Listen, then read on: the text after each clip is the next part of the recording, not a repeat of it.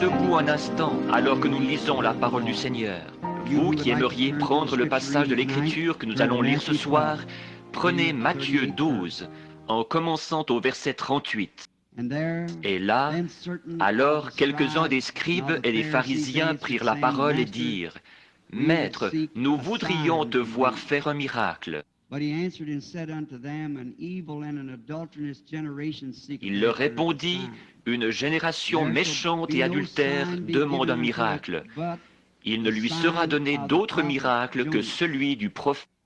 Car de même que Jonas fut 3 jours et 3 nuits dans le ventre d'un grand poisson, de même le Fils de l'homme sera 3 jours et 3 nuits dans le sein de la terre. Les hommes de Ninive se lèveront au jour du jugement avec cette génération et la condamneront, parce qu'ils se repentirent à la prédication de Jonas. Et voici, il y a ici plus que Jonas. La reine du Midi se lèvera au jour du jugement avec cette génération et la condamnera, parce qu'elle vint des extrémités de la terre pour entendre la sagesse de Salomon. Et voici, il y a ici plus que Salomon. Levons la tête, alors que nos têtes et nos cœurs sont inclinés dans sa présence. Est-ce qu'il y a une demande ici ce soir à laquelle vous aimeriez qu'on pense en prière? Si oui, levez donc la main pour dire « Ô Dieu, écoute ma demande ». Maintenant, pendant que nous prions, priez en silence. Notre Père Céleste, nous considérons ceci comme un des privilèges les plus grandioses que nous ayons de ce côté-ci de la gloire, que de nous trouver dans l'assemblée des gens qui croient en toi, là où nous pouvons nous attendre à ce que ta présence soit là, parce que c'est conforme à ta promesse. Tu as dit, là où 2 ou 3 sont assemblés en mon nom, je suis là au milieu d'eux. Et s'ils peuvent s'accorder pour demander quoi que ce soit, ils le recevront. Seigneur, la chose la plus glorieuse pour laquelle nous puissions nous accorder ce soir, c'est que tu nous rencontres, pour que nous puissions contempler ta présence, la ressentir dans notre esprit et savoir que tu es ici. Et dans ta présence, nous sentons que nous pouvons déverser nos cœurs dans les supplications. Et alors que nous méditons sur toi, puissions-nous avoir le glorieux sentiment d'avoir la réponse à nos prières, comme nous le demandons maintenant au nom de Jésus-Christ. Amen. Vous pouvez vous asseoir.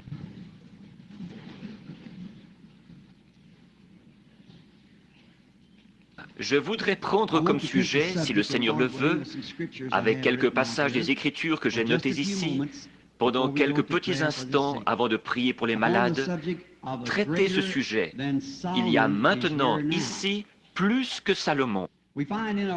Nous voyons au début de notre lecture biblique de ce soir, d'où nous avons tiré notre sujet, que Jésus était en train de discuter avec les pharisiens.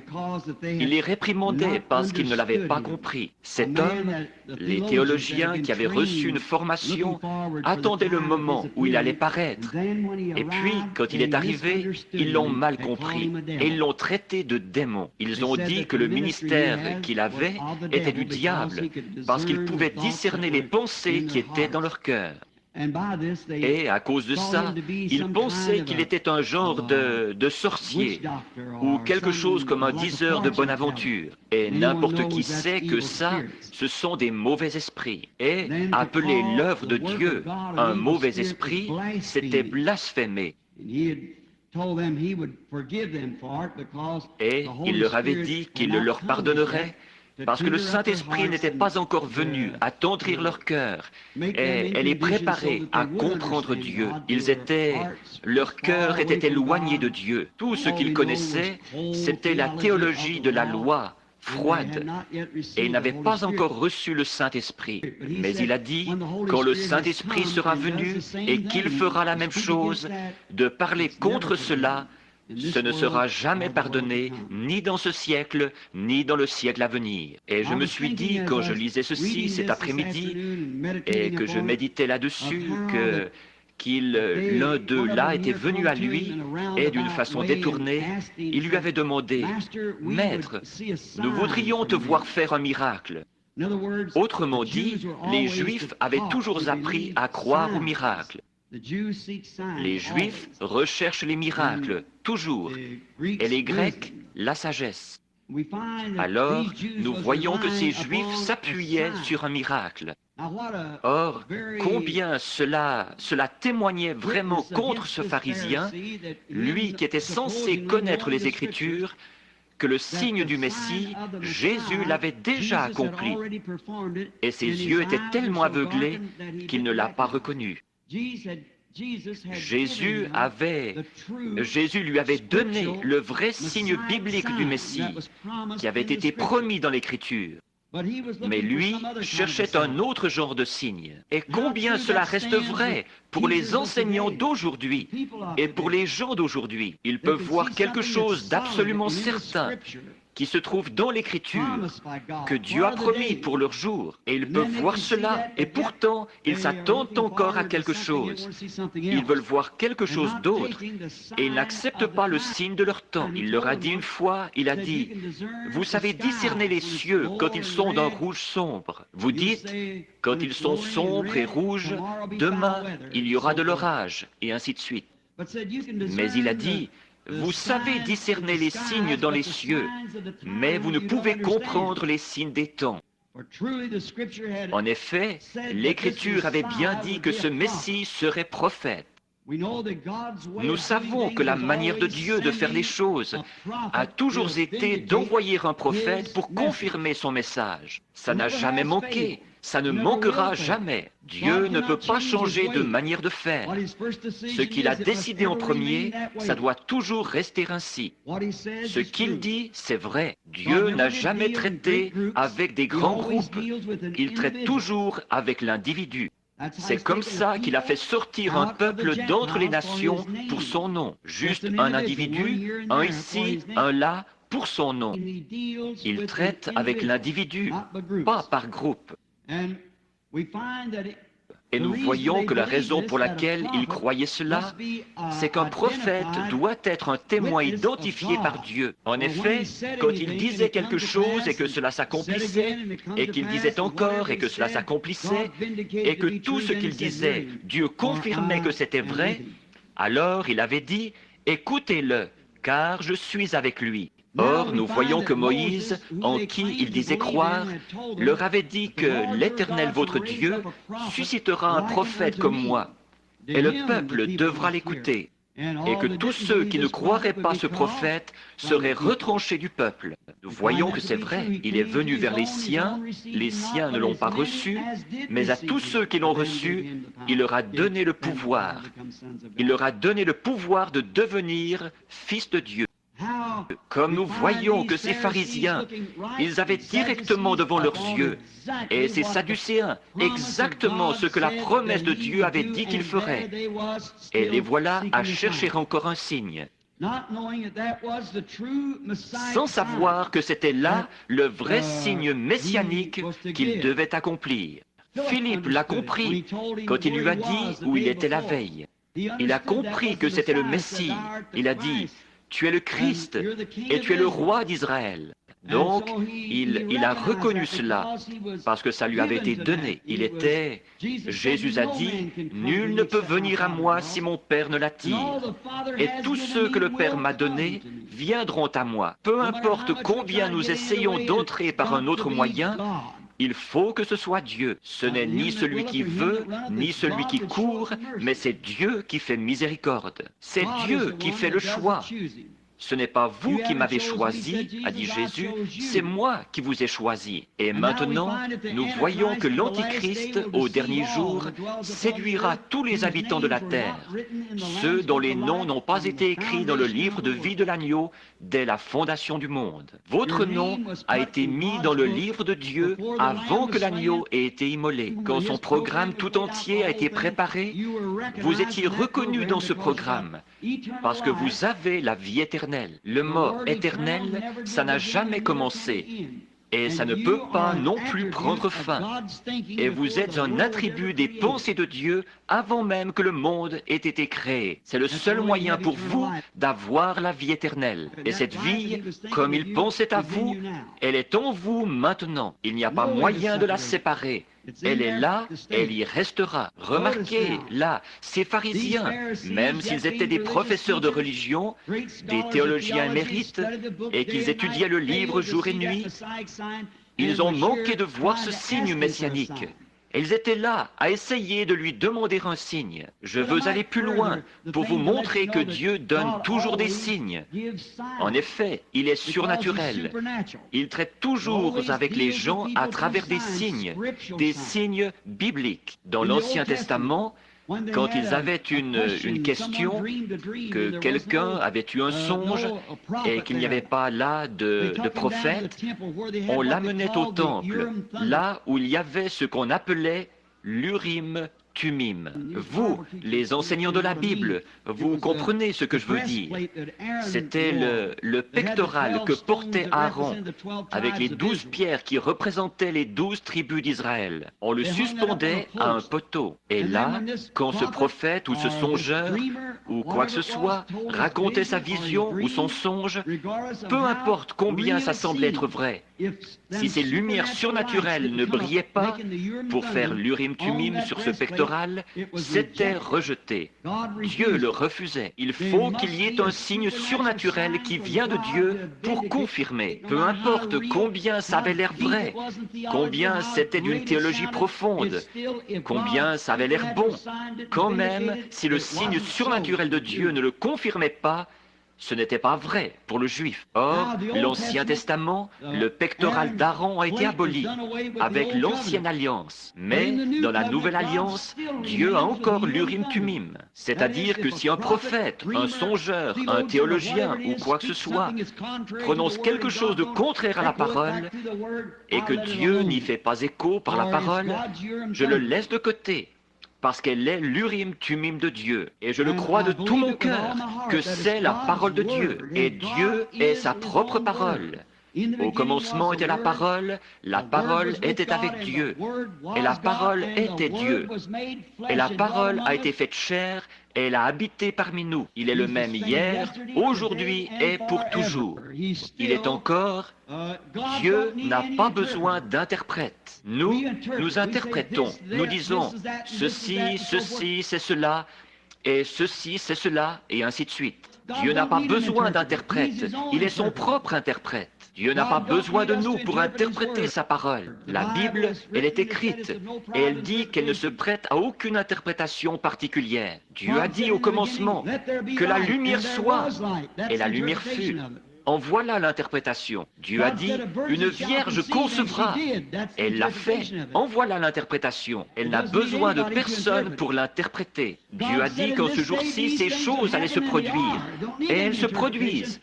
Elle n'a besoin d'aucune interprétation. C'est Dieu qui fait l'interprétation par lui-même. Ça se produit. Peu importe combien on essaie de la déformer et de dire « ça ne veut pas dire ceci, ça ne veut pas dire cela ».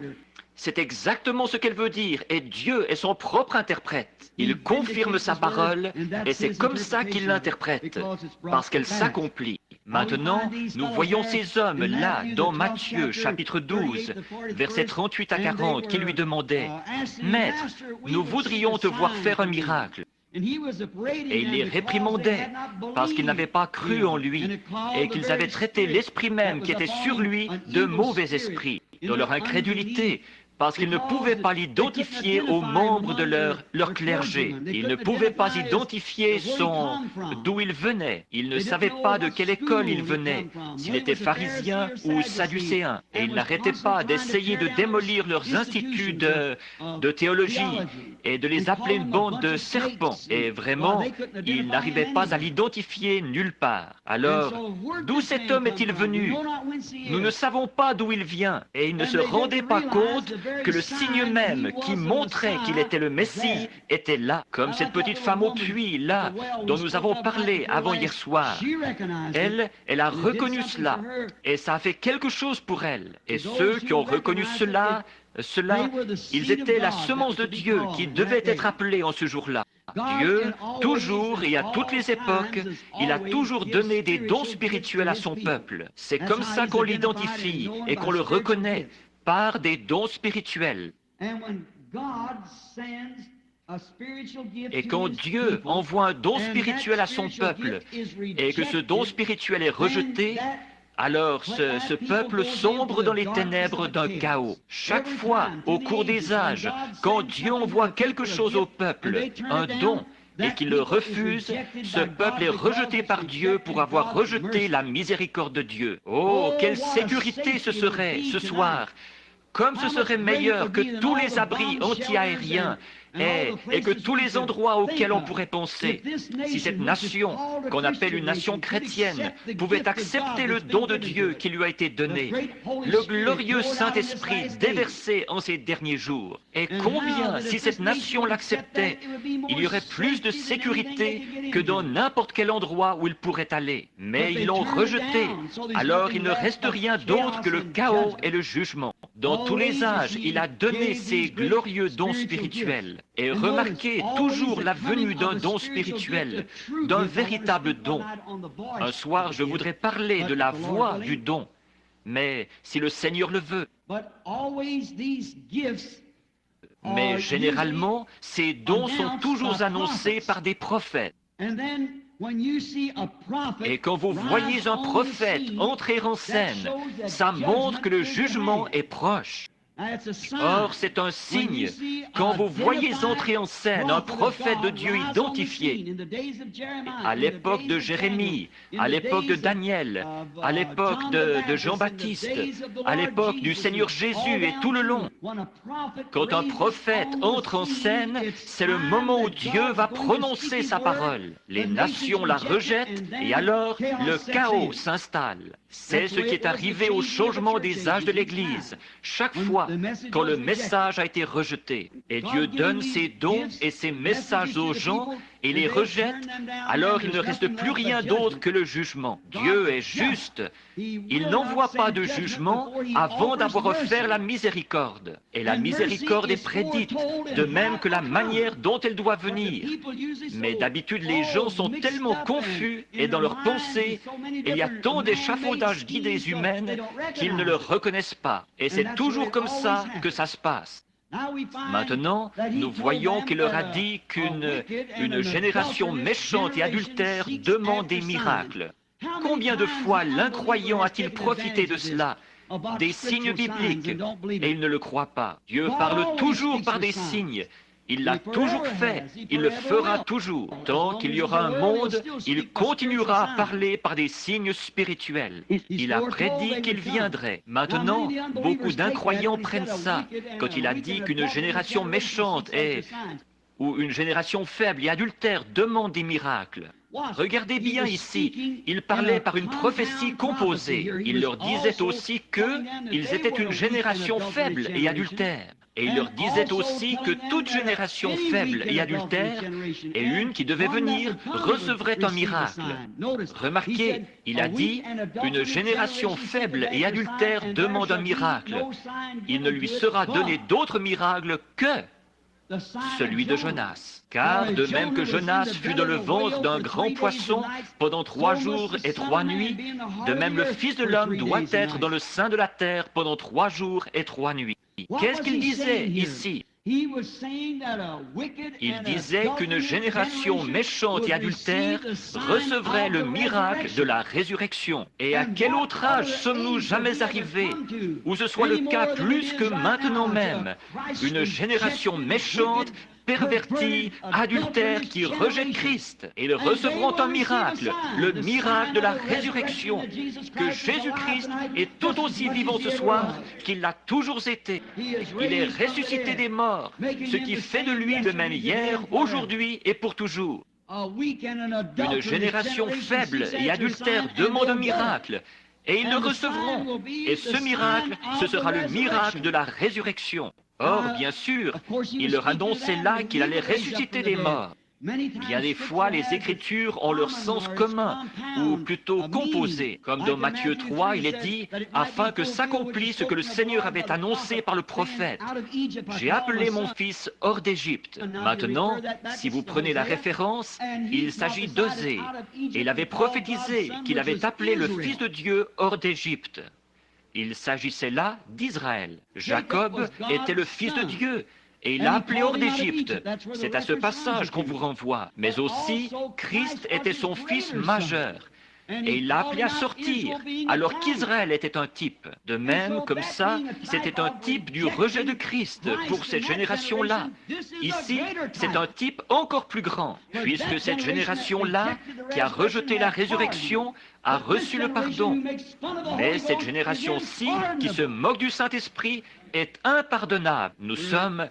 Celui qui rejette le Saint-Esprit est plus grand que celui qui a rejeté Jésus-Christ au jour de sa chair sur la terre. Jésus l'a dit, si vous parlez contre le Fils de l'homme, quand il disait qu'il était un diseur de bonne aventure ou un mauvais esprit, il a dit, si vous parlez contre le Fils de l'homme, il vous sera pardonné. Mais quiconque prononce un mot contre le Saint-Esprit, il ne leur sera jamais pardonné dans ce siècle.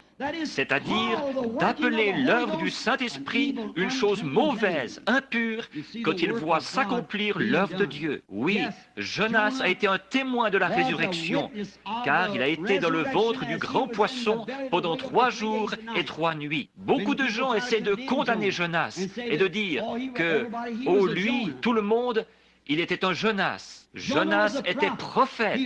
Il marchait exactement dans la volonté de Dieu. Quand il a pris ce mauvais bateau pour s'en aller là-bas, il fallait que ça arrive. Il fallait qu'il en soit ainsi pour montrer la résurrection de Jésus-Christ. Il devait jouer ce rôle-là, tout comme Agar qui a été chassée pour que la femme libre n'hérite pas avec la servante. Ces choses devaient arriver. Elles étaient des ombres et des types des choses à venir. Maintenant, nous voyons qu'il en arrive ensuite. Après avoir parlé de Jonas, alors il en arrive à l'époque de Salomon. Or, nous savons tous que l'époque de Salomon, c'était le millénium presque de l'Ancien Testament. C'était l'époque la plus glorieuse de toutes celles qu'Israël avait eues. C'était sous le règne de Salomon. Pas de guerre à mentionner. Et ça allait très bien pour eux. Dieu a donné à Salomon, qui était fils de David, il lui a donné un don de discernement. Et alors, il pouvait discerner les pensées dans le cœur des gens. Maintenant, combien cet Hébreu qui se tenait là aurait dû reconnaître ça? Salomon avait un don de discernement. Il pouvait discerner les pensées de leur cœur. Et ils étaient tous rassemblés autour de Salomon. Et voilà que se tenait là plus que Salomon. Et Salomon était le fils de David. Mais il était le fils mineur de David, selon la chair. Et Jésus était le fils de David par la semence de la promesse, la semence royale. Aussi, il s'en tenait un là qui était plus grand que Salomon, qui faisait la même chose que Salomon avait fait. Seulement, il était plus grand que Salomon. Et ils ont appelé cela... Vous voyez l'interprétation de l'Écriture? Ce n'est pas étonnant qu'il ait dit ce qu'il a dit. Une génération méchante et adultère demandera un miracle, et ils le recevront, le miracle de la résurrection. Et dans l'âge de Salomon, un grand réveil avait lieu. Je vais l'apporter un peu comme une image, pour que les jeunes puissent le comprendre. À l'époque de Salomon, un grand réveil avait lieu. Dieu avait donné un don et toute la nation s'était rassemblée autour. Tout le monde y était venu. Ils y croyaient de tout leur cœur. Ce serait merveilleux, n'est-ce pas, si ça se produisait parmi les gens ce soir. Si toute l'Amérique, tous ceux qui se disent chrétiens, se rassemblaient autour du don de Dieu en ces derniers jours, l'effusion du Saint-Esprit sur les gens. C'est le don de Dieu en ce dernier jour. C'est le Saint-Esprit. Christ, sous forme d'esprit, il est ici avec nous maintenant. Ne serait-ce pas merveilleux si toutes les églises qui professent le christianisme se rassemblaient autour de ce glorieux don que Dieu nous a donné? Mais pourquoi? Il place ça dans toutes sortes d'ismes, de credos et de dogmes, et on ne sait plus où on en est. C'est exactement comme ça qu'ils ont toujours fait. Dieu a promis que ce serait redressé, du moins pour la semence, au temps de la fin. Maintenant, remarquez, là, nous voyons qu'ils se sont tous rassemblés autour de ce glorieux don et qu'Israël a prospéré comme jamais auparavant. Toutes les nations craignaient Israël. Ils avaient peur d'aller là-bas parce qu'ils savaient que Dieu était avec eux. Et je vous dis, vous parlez d'arrêter le communisme et tout. Que l'Amérique revienne simplement à Dieu, qu'elle revienne à son don, qu'elle revienne au Saint-Esprit. Et les gens devront arrêter de crier après le communisme. Il est tellement rongé par les Verts que les communistes eux-mêmes installent les dispositifs anticommunistes pour pouvoir les dépister. Il faut que ça se passe comme ça. Mais qu'ils reviennent. Ici, il n'y a pas longtemps, en Finlande, frère Lindsay, je crois qu'il était ici hier soir. Il était avec moi quand c'est arrivé. Un petit garçon que j'avais vu dans une vision ici a été ressuscité des morts là-bas. Beaucoup d'entre vous, je pense que ça doit être encore écrit dans vos Bibles, comme j'ai traversé le pays en disant à quoi il allait ressembler, où il serait, et ainsi de suite. Et il est ressuscité des morts, conformément à la parole du Seigneur. Il avait été tué dans un accident de voiture. Beaucoup d'entre vous se souviennent de cette affaire. J'étais là quand il a été ressuscité des morts. Ce soir-là, nous étions en route vers le Messuali. Frère Lindsay et moi, et frère Moore, et plusieurs hommes, on essayait de se rendre au Messuali, là où ils en laissaient entrer tant de milliers pour que je leur parle. Ensuite, ils les faisaient sortir pour que je parle à d'autres. En route, pour s'y rendre, 4 ou 5 pâtés de maison avaient été complètement bloqués. Les gens étaient dans les rues pour nous voir entrer et sortir. Et là-bas, il y avait une petite fille en béquille, avec une jambe plus courte que l'autre, qui avait été guérie. Et beaucoup de choses avaient été accomplies. Et puis, ce petit garçon qui était ressuscité s'est passé aux informations. Il n'y a pas de rock'n'roll et tout en Finlande, où il n'y en avait pas à l'époque. Il n'y avait que des informations et des choses utiles qui passaient à la radio. Et c'était allé jusqu'en Russie. Si vous vivez en Russie et que vous êtes à 40 000 de chez vous, de votre lieu de naissance, il vous faut un visa pour montrer ce que vous venez faire. Et le rideau de fer était tout...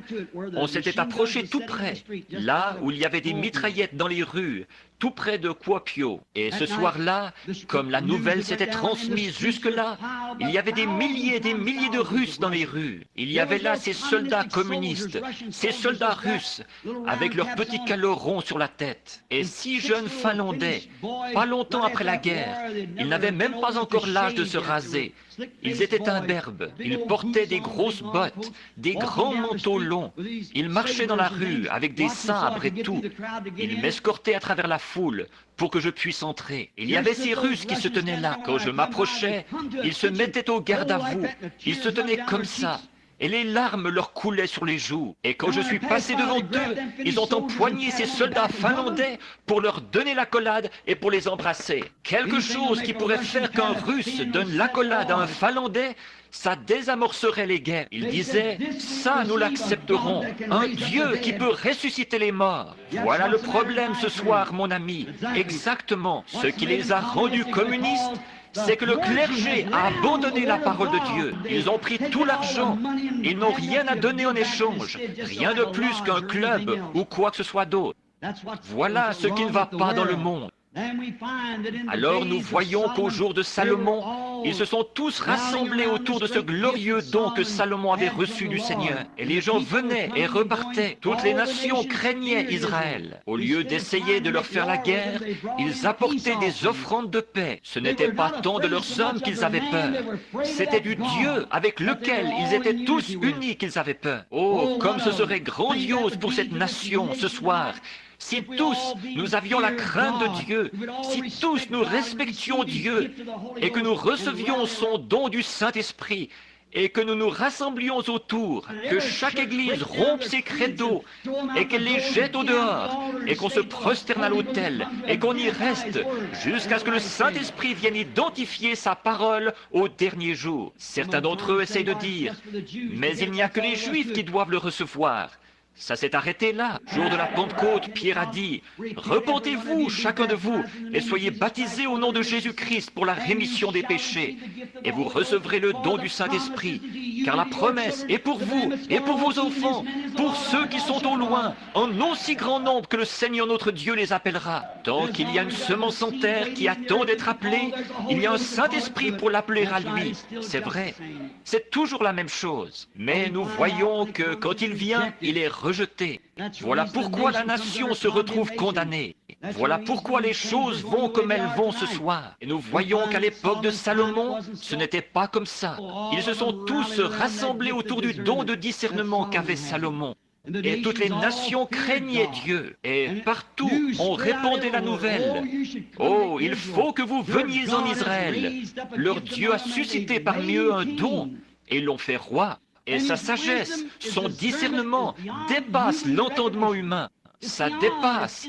C'est là-bas, dans le domaine des dieux, diraient les païens. Et nous ne comprenons pas comment ça se passe. Mais Dieu, leur Dieu, s'est représenté dans un de leurs croyants. Et ils l'ont élevé sur un trône et tous l'écoutent. Vous savez, à l'époque, les nouvelles ne se répandaient pas par la télévision, le téléphone et tout ça, mais de bouche à oreille. Finalement, la nouvelle est parvenue jusqu'au-delà du désert du Sahara, tout là-bas, dans un petit pays qui s'appelait Séba. C'était une contrée païenne. Il y avait là-bas une petite reine, qui était sans doute une brave petite dame. Elle a reçu la nouvelle que Dieu donnait un glorieux réveil là-bas, au pays d'Israël, et que des choses glorieuses se produisaient, et que là-bas, il y avait un homme oint de l'esprit de leur Dieu, au point que sa sagesse dépassait même tout ce que l'homme pourrait imaginer. Vous savez, la foi vient de ce qu'on entend, la parole de Dieu. Ça a touché son cœur. Elle s'est mise à y réfléchir. Et là, chaque fois qu'une caravane passait, sans doute que la petite reine envoyait ses soldats pour dire: j'aimerais parler à cette personne en privé, si elle vient d'Israël. Oui, Madame la Reine, nous avons été en Israël.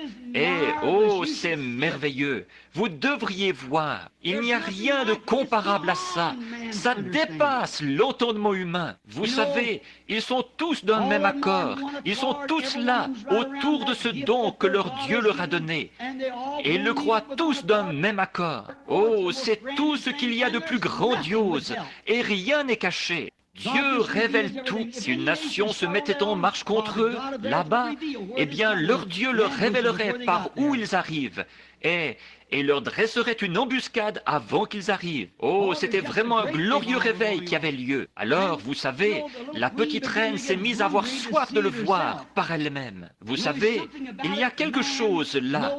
L'homme sait qu'il vient de quelque part, et voilà qu'il est ici, et ne sait pas pourquoi il est ici. Et il s'en va quelque part, et ne sait pas où il s'en va. Et il n'y a qu'un seul livre au monde qui nous dit qui vous êtes, d'où vous venez, ce que vous êtes et où vous allez. Et c'est la Bible.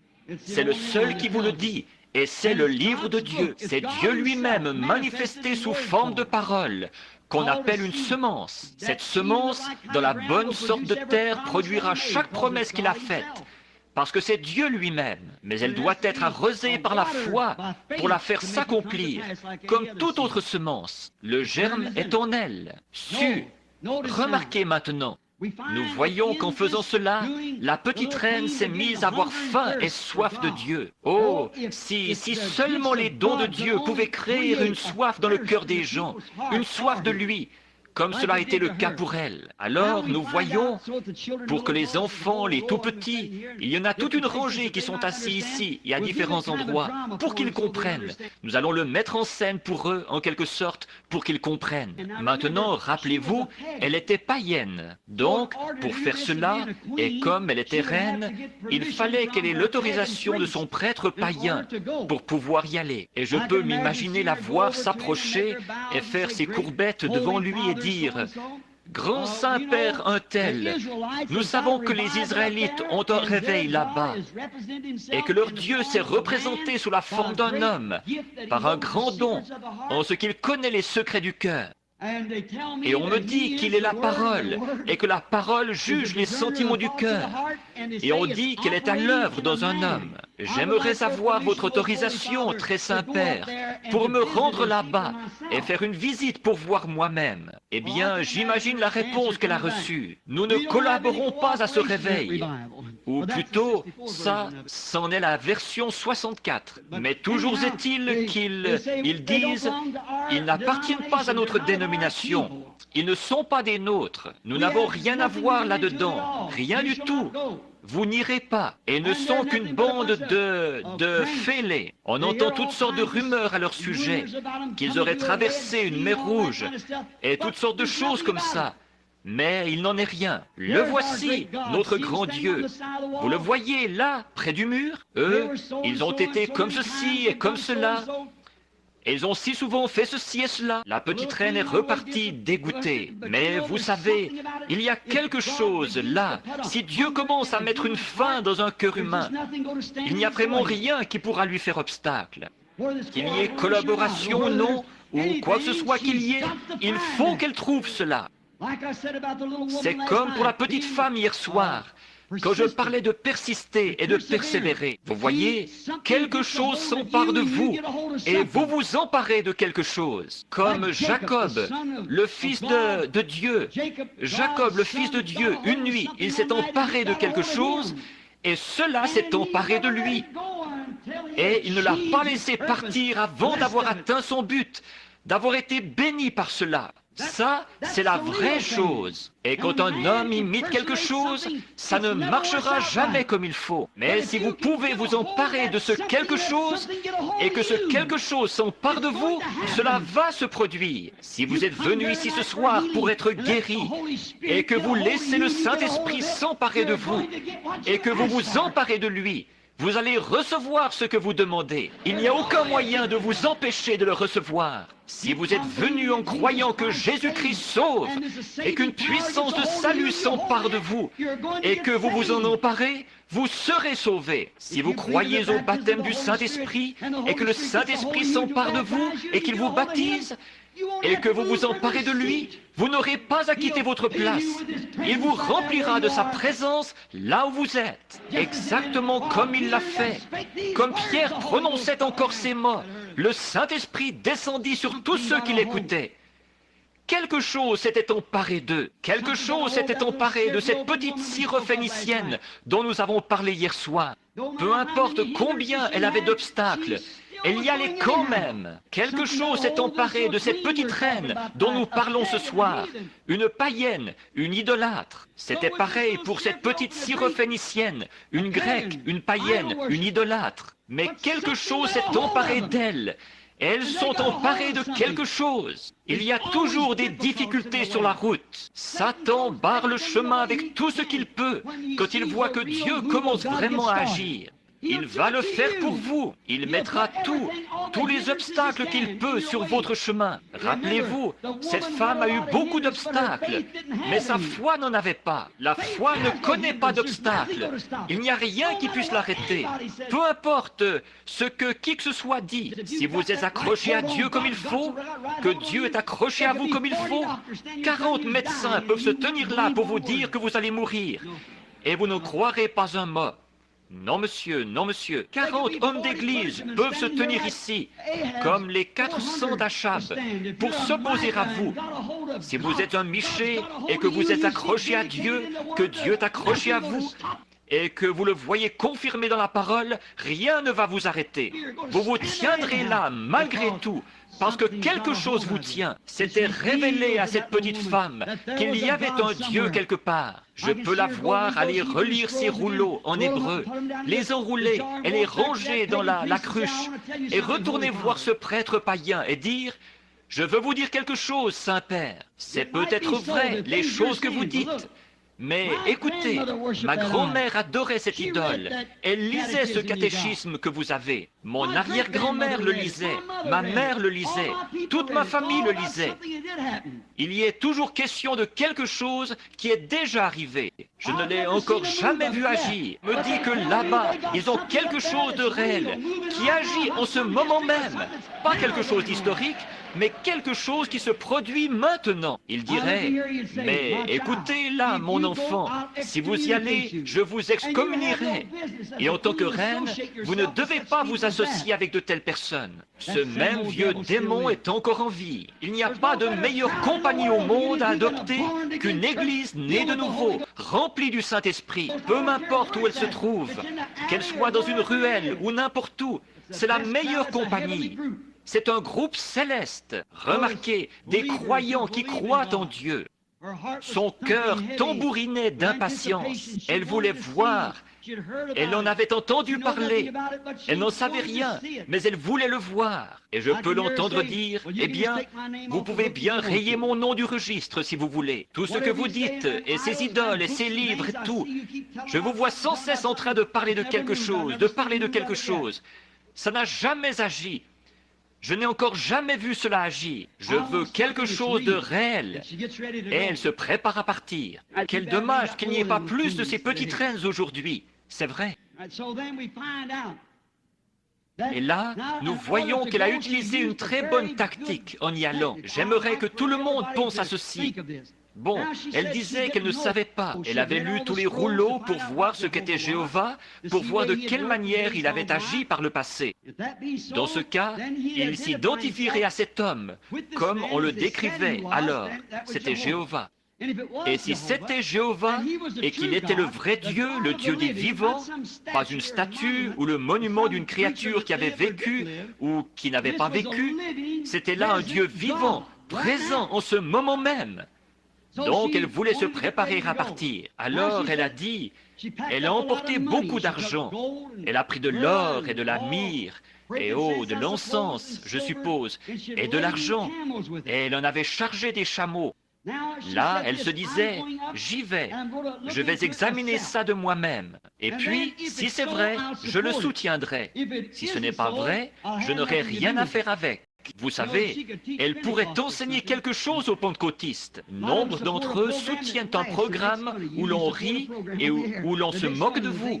Et vous soutenez un programme en ondes où l'on se moque des choses que vous croyez.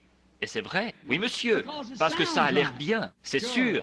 Telle voie paraît droite à un homme, a dit Jésus. Mais remarquez qu'elle, elle a dit, si ce n'est pas vrai, je pourrais rapporter mes présents. Mais elle allait voir par elle-même pour en être convaincue. Elle avait lu les rouleaux, elle savait ce qu'était Jéhovah. Et elle allait voir. S'il était, il est. Alors il est encore Jéhovah. C'est valable aujourd'hui. Jésus-Christ est ce qu'il était. Et il le sera toujours. Il ne change jamais. La Bible dit qu'il est le même hier, aujourd'hui et pour toujours. Nous voyons cette petite femme. Alors, vous parlez d'obstacles. Alors, voici ce qui a pu lui traverser l'esprit. Souviens-toi, il faut traverser le désert et c'est un voyage très long, mesuré, d'Israël, de Palestine jusqu'en Séba, à travers le désert du Sahara. Pour un chameau, ça prendrait, je pense, pour les caravanes, ça leur prenait 90 jours, 3 mois à voyager sans arrêt pour se rendre d'un endroit à l'autre. 3 jours, 3 mois de voyage. Et puis, pensez-y, elle a traversé la chaleur de ce désert. Elle y était résolue. Il fallait qu'elle le fasse. Traverser la chaleur de ce désert jusque tout là-bas pour voir si c'était réellement Dieu. Ce n'est pas étonnant que Jésus ait dit, elle se tiendra avec cette génération, elle la condamnera. Elle n'avait pas une Cadillac climatisée. Il y a des gens ici, à Dallas, qui ne veulent même pas traverser la rue pour l'entendre. C'est vrai, ce n'est pas étonnant qu'elle se tiendra là dans les derniers jours. Mais se tenir au loin quelque part et critiquer cela, ils font ça partout ailleurs. Il est dit qu'elle vint des extrémités de la terre pour entendre la sagesse de Salomon. Et il y a ici plus que Salomon. Remarquez, elle a eu ça à affronter. Elle devait probablement voyager de nuit, tellement il faisait chaud dans le désert. Les rayons du soleil qui frappent directement ce désert du Sahara, ça vous écorcherait. Et peut-être que là, elle a dû voyager de nuit. Autre chose, souvenez-vous, elle était chargée d'offrandes et tout. Les fils d'Ismaël étaient d'excellents cavaliers. C'étaient des brigands dans le désert. Comme ça aurait été facile pour les enfants d'Ismaël de venir comme un fleuve et d'abattre les 2 ou 3 petits eunuques qu'elle avait avec elle. Son petit groupe de soldats, d'eunuques, et ses petites servantes, les abattre et les laisser étendus là et repartir avec des pierres précieuses qui valaient des dizaines de milliers de dollars, en plus de la myrrhe et de l'encens précieux et des choses qu'elle apportait comme présent. Mais il y a quelque chose là, si votre cœur est déterminé à voir Dieu et que quelque chose vous tient, vous ne connaissez pas le danger, vous ne connaissez pas la défaite. Il y a quelque chose, vous allez y arriver malgré tout, peu importe la difficulté. Bien sûr, ça avait l'air d'une véritable aubaine pour les brigands. N'importe lesquels d'entre eux auraient pu venir. Mais elle ne s'est pas préoccupée du danger. Elle ne s'est pas préoccupée de savoir si elle pourrait se lever et marcher, comme quelqu'un qui a peur de se lever d'un lit ou d'une civière, ou quelque chose comme ça. Je ne sais pas, vous voyez, j'ai peur de le faire. Elle n'avait pas ce genre de crainte-là. Quelque chose la tenait. Et si quelque chose peut s'emparer de nous de la même manière, quelque chose va se passer. Seulement, vous ne pouvez pas le faire tant que cela ne s'est pas emparé de vous. Vous faites mieux de ne pas essayer. Mais quand cela vous tient, ça va arriver. Remarquez, la voici. Elle ne s'est pas souciée de tous les brigands qu'il pouvait y avoir dans le désert. Ou encore, quand elle arriverait là-bas, est-ce qu'elle allait être acceptée ou non? Elle était d'une autre dénomination, vous savez. Alors, est-ce qu'elle allait être acceptée? Est-ce qu'elle allait être bien accueillie à la réunion? On ne lui avait pas demandé de venir. C'est le Saint-Esprit qui avait œuvré en elle pour qu'elle vienne. Donc c'est lui qui conduisait. Alors, pour répondre à ce sentiment qu'elle avait, qui faisait qu'elle désirait savoir, souvenez-vous, c'est votre vie à vous. Elle, c'était sa vie. Vous n'avez qu'un moment pour régler ça. Et peut-être que c'est ce soir votre dernière occasion. Si vous rejetez Christ ce soir, il se peut que vous n'ayez pas d'autre occasion. Et c'était peut-être sa dernière occasion à elle. Elle a compris cela. Est-ce que la religion formaliste et froide qu'elle avait était bonne? Ou est-ce qu'il y avait réellement un Dieu vivant? Elle n'avait rien vu dans sa propre religion. Mais elle avait entendu dire qu'il y avait quelque chose dans l'autre. Et elle avait lu au sujet de ce qu'il était. Elle voulait voir. C'est sa vie qui était en jeu. C'est ma vie ce soir. C'est moi qui dois affronter ça. C'est moi qui dois passer en jugement. Tout comme vous, vous devez passer en jugement. Il nous appartient, assis sur notre siège, étendus dans notre lit, où que nous soyons, d'examiner ces choses en profondeur. En effet, vous ne savez pas à quel moment votre carte sera retirée du fichier de Dieu, là-haut, et que vous aurez à répondre au jugement. Que vous soyez un membre d'église ou que vous ne le soyez pas, ça n'a rien à voir. Vous aurez à en répondre malgré tout. Et vous faites mieux d'en être absolument certain. Éprouvez votre expérience avec Dieu. Voyez si vous êtes réellement tenu par quelque chose qui vous ramène à cette parole, qui vous garde loin des credos et des formes, et ainsi de suite. Il a promis que dans les derniers jours, le cœur des enfants se tournerait de nouveau vers les pères. Et nous croyons cela. Remarquez, nous le voyons maintenant, en ce jour-ci. Et elle ne s'est pas arrêtée à la crainte, ni à quoi que ce soit qui aurait pu la troubler. Elle ne pensait pas à ça. Ce qu'il y avait, c'est qu'elle voulait voir si c'était réel ou non. Alors elle s'est mise à traverser le désert. Et ça n'a pas... Elle a eu du mal à le faire. Tout ce que vous... C'est ça le problème. Nous, les pentecôtistes, on nous sert tout sur un plateau, tout ce qu'on veut. Si le pasteur n'arrive pas tout à fait à l'heure, je vais quitter les assemblées et me joindre à l'église de Dieu. Et vous savez, on est tellement dorlotés. Ça me rappelle qu'il y avait autrefois un vieux loup de mer qui revenait de la mer. Et un poète y allait, il n'avait jamais vu la mer. Il en avait parlé dans ses écrits. Mais il ne l'avait jamais vu. Le vieux loup de mer le rencontre, il dit « Où vas-tu, mon brave ?» Il dit « Je vais vers la mer, je suis poète, j'ai parlé de la mer dans mes écrits, j'ai tant désiré sentir l'odeur de la mer et voir s'élancer ces grandes vagues bleues, avec les goélands qui chantent tout autour et le bleu du ciel qui se reflète dans la mer. » Le vieux loup de mer tire 4 ou 5 bouffées de sa pipe, abaisse le regard et crache. Il dit « Je suis né au bord de la mer, il y a 70 ans. Je ne lui trouve rien de tellement attirant. Il y avait vécu si longtemps que c'était devenu banal. Voilà ce que nous avons ce soir. Nous vivons dans la présence de Dieu depuis si longtemps qu'elle est devenue chose banale pour nous. Nous devrions nous réveiller et nous rendre compte que Jésus-Christ est vivant et qu'il est ressuscité des morts. Tout cela allait être une nouvelle expérience pour cette petite reine. Elle a persisté.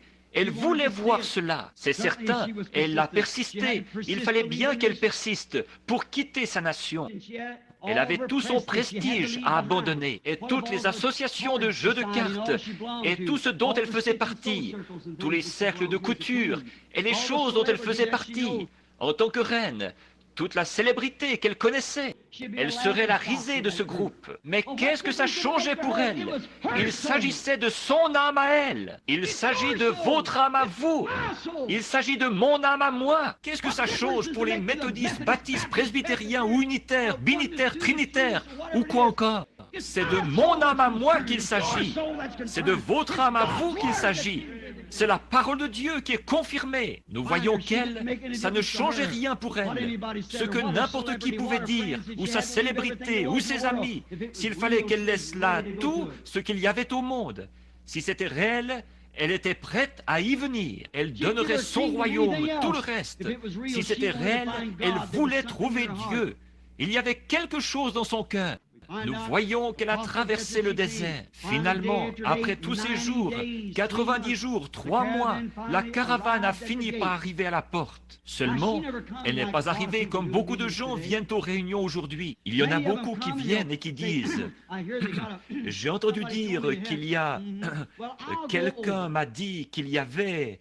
Oui, eh bien, je vais y aller. » Et ils s'assoient un instant. Observez-les, vous en voyez partout. Ils disent, dès qu'il dira un mot qui va à l'encontre de ce que je crois, ils prennent la porte, ils s'en vont. Je ne retournerai plus jamais en écouter un autre. Vous voyez, ils ne restent pas assis assez longtemps, c'est tout. C'est ça. Et que dire de Jésus, quand il était assis devant ses 70, là, et qu'il en avait 70, et qu'il avait toute la foule. Il était un grand homme. On disait qu'il était prophète, le prophète galiléen. Un jour, il a regardé la grande foule qui l'entourait. Il a dit, « Si vous ne mangez la chair du Fils de l'homme, et si vous ne buvez son sang, vous n'avez pas la vie en vous-même. » Pouvez-vous imaginer les médecins qui étaient assis là, ce qu'ils pouvaient dire de cet homme? Mais il veut faire de nous des vampires, boire son sang et manger sa chair? Il ne l'a pas expliqué, il n'avait pas besoin de l'expliquer. Il fallait qu'il éloigne les parasites qui l'entouraient. Au lieu d'essayer de les dorloter et de mettre leur nom sur un registre, il les éloignait. Il n'avait pas besoin d'eux. Donc nous voyons qu'il était là. Il a dit, si, il ne l'a pas expliqué. Regardez bien, les disciples, ils sont restés tranquilles. Ils n'ont rien dit. Je vois le docteur et je vois les pharisiens qui disaient, « Vous voyez, cet homme a perdu l'esprit, il est fou. Il veut maintenant que nous découpions son corps et que nous le mangions et que nous buvions son sang. Un vampire humain. Mais nous ne pourrions pas faire une telle chose. Oh, c'est insensé. Cet homme a perdu l'esprit. » Ils sont partis. Alors il a promené le regard sur ces théologiens qui étaient assis autour de lui, ces 70, et il a dit, « Vous, que direz-vous quand vous verrez le Fils de l'homme monter au ciel, d'où il vient ?» Ces docteurs en théologie se regardaient en disant, « Le Fils de l'homme monter au ciel, d'où il vient? Mais nous le connaissons, nous sommes allés à l'étable où il est né, nous avons vu le berceau dans lequel il a été bercé. Nous connaissons sa mère. Il pêche avec nous. Il chasse avec nous. Il habite ici, dans les collines. Il porte les mêmes vêtements que nous. Il mange la même nourriture. Et ce Fils de l'homme, d'où est-il venu? Il est venu de Nazareth. Ça, c'est trop fort pour nous. Ils sont partis. Il ne l'a toujours pas expliqué. Voyez, il a regardé. Et il a parcouru du regard les 12. Il a dit, voulez-vous partir, vous aussi? Bon, eux non plus ne pouvaient pas l'expliquer, mais quelque chose s'était emparé d'eux. Vous voyez, ils savaient. C'est là que Pierre a prononcé ces paroles mémorables. « Seigneur, nous avons vu l'Écriture confirmée par toi. Où irions-nous? Nous savons que tu as les paroles de la vie. Tu es la source de la vie. Nous en sommes convaincus. » Jésus a dit, « Je vous ai choisis, vous les 12. Et l'un de vous est un démon. » Vous voyez, il n'y est pas allé par 4 chemins, en faisant du raffinement, en les dorlotant, en leur passant la main dans le dos, en les baptisant en cachette ou quelque chose comme ça. Il était Dieu fait chair sur la terre. Il était la parole de Dieu confirmée. Et ceux qui avaient faim sont venus. Ceux qui n'avaient pas faim ne pouvaient pas venir. Il a dit, « Tous ceux que le Père m'a donnés viendront. » Alors, comment pouvez-vous venir sans qu'il ne l'ait donné? que ça n'ait été donné. Maintenant, remarquez, nous voyons cette petite reine. Elle a fini par arriver. Elle n'a pas attendu comme ces gens-là. Certains d'entre eux la suivaient. Il y a 3 catégories de gens, toujours. Les croyants, les soi-disant croyants et les incroyants. L'incroyant va se lever et partir. Le soi-disant croyant va rester là longtemps. Là, ils y étaient tous les 3. L'incroyant, la foule, le soi-disant croyant, le groupe de ceux qui se sont détournés en dernier. Mais il y avait le véritable croyant qui ne pouvait pas l'expliquer. Il n'en savait rien, mais il savait qu'il était la parole. Ça réglait la question. Là, nous retrouvons la petite reine. Elle avait apporté beaucoup de nourriture, beaucoup de miches de pain et beaucoup de choses. Elle avait apporté ses tentes et tout. Elle a déchargé ses affaires de sur les chameaux et tout, là dans la cour, le parvis du temple. Et elle a planté ses tentes. Elle s'est installée pour y rester jusqu'à ce qu'elle soit convaincue que c'était vrai ou faux. Sans doute que jour après jour, elle avait lu ses écritures. La nuit, il devait probablement voyager de nuit. Donc, pendant la journée, elle s'assoyait sous les palmiers dans les oasis du désert pour lire ce qu'était Jéhovah, ce qu'il devait être. Alors elle reconnaîtrait Jéhovah. S'il était dans cet homme, elle reconnaîtrait son action.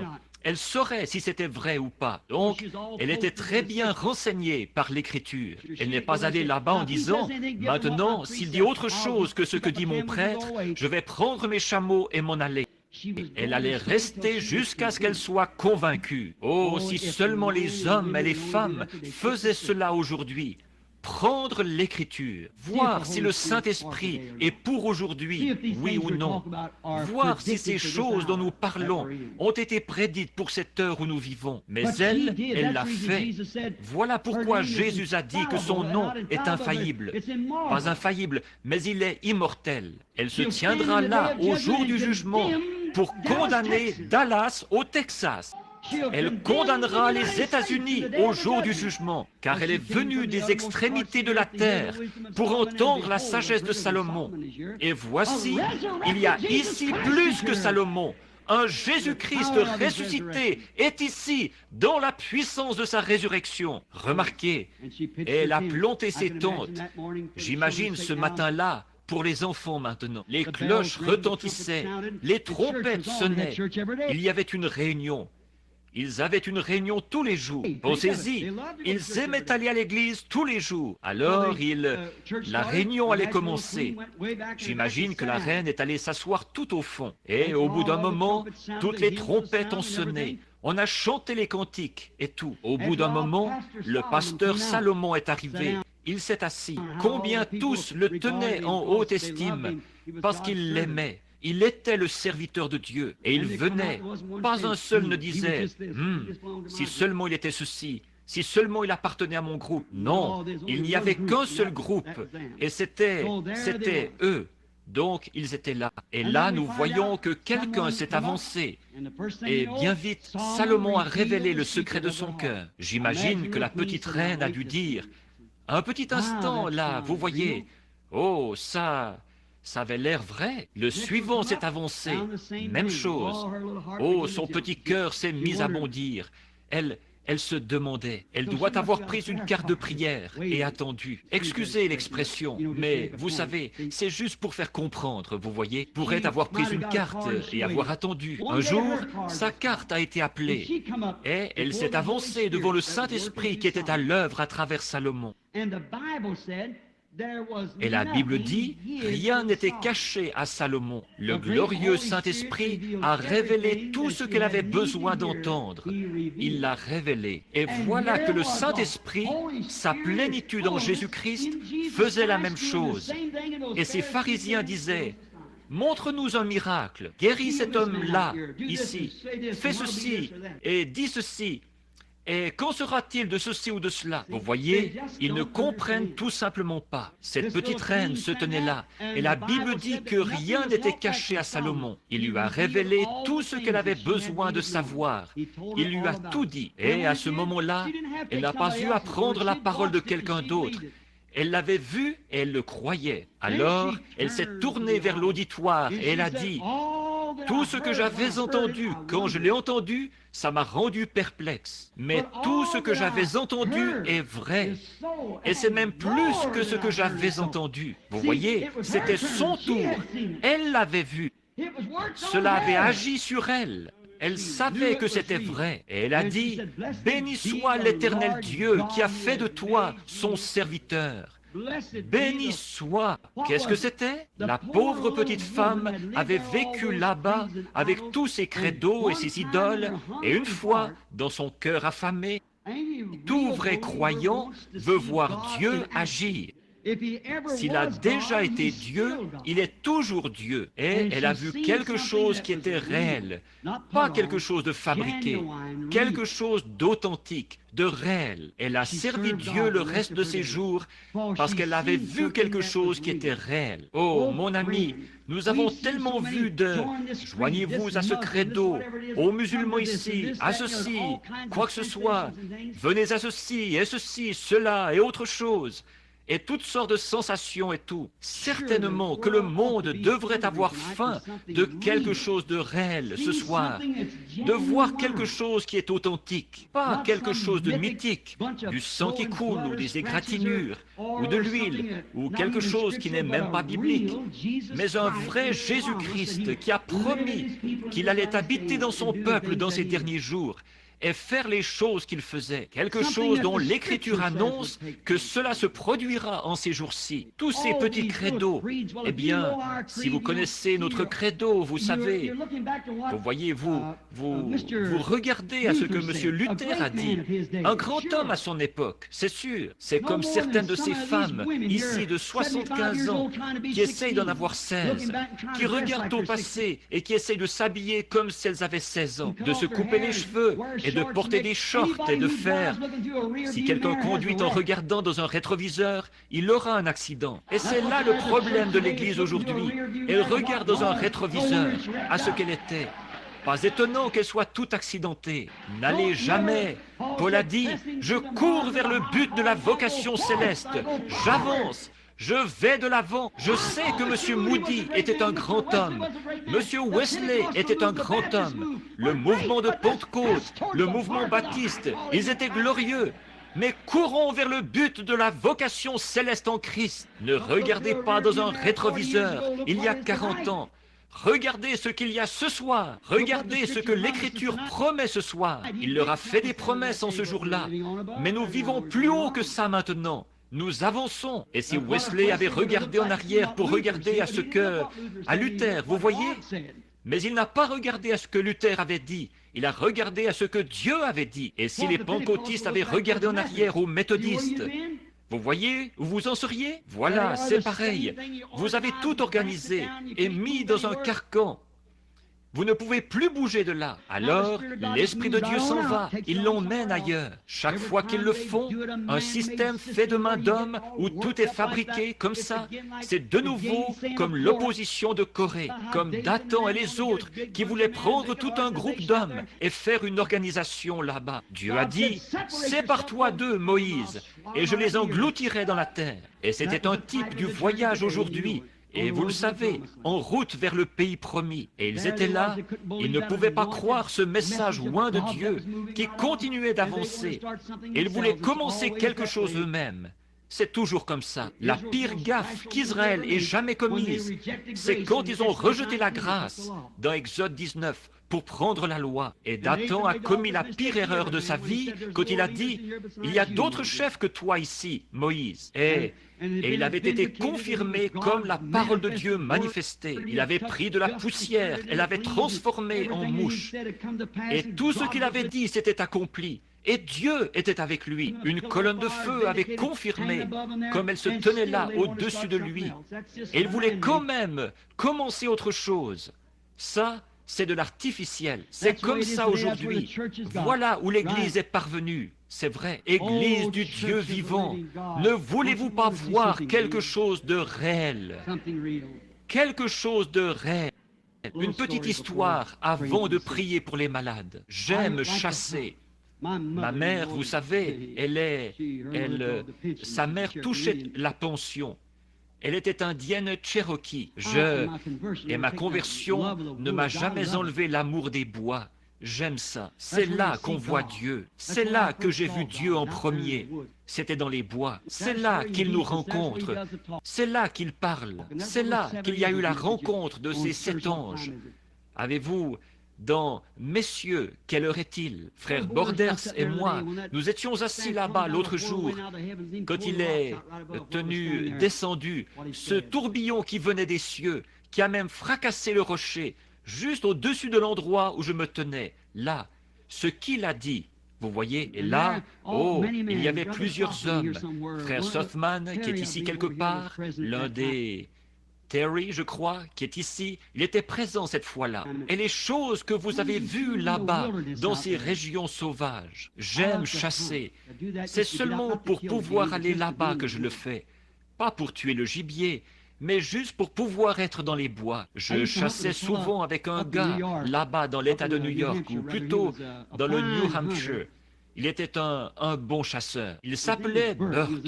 C'était un Anglais. Et ses parents avaient établi ou défriché l'endroit qu'on appelle Jefferson Notch, en traversant là-bas jusqu'à Carroll Notch.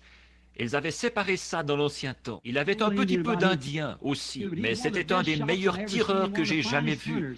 Et un des meilleurs chasseurs. On n'avait jamais à s'inquiéter de devoir partir à sa recherche.